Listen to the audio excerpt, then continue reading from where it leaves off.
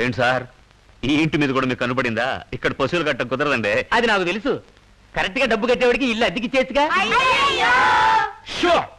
అయ్యో మరైతే నా కుక్క బొమ్మ ఏమవుతుంది అంటున్నాడు.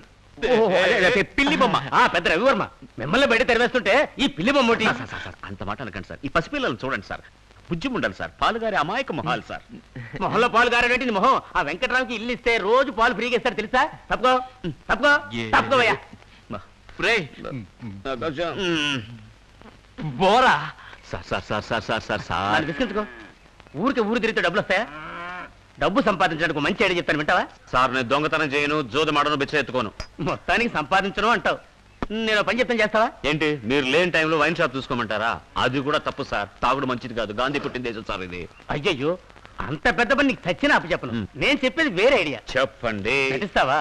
లేదు సార్, నిజంగానే దండం పెడుతున్నా. లేదు, నిన్న ఒక చోటుకు పంపిస్తాను, అక్కడ నువ్వు నటిస్తావా అని అడుగుతున్నా. మిమ్మల్ని సార్ అని మర్యాదగా పిలవడం కూడా యాక్టింగే కదా సార్. భలే వాడివయ్యా. అక్కడికి వెళ్ళడానికి నువ్వే కరెక్ట్ అయిన వాడు. ఎక్కడికి?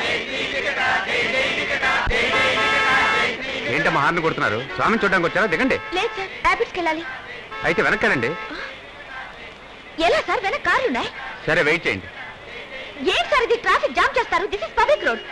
భక్తి మార్గం అమ్మా, హాఫ్ అన్ అవర్ వెయిట్ చేయండి.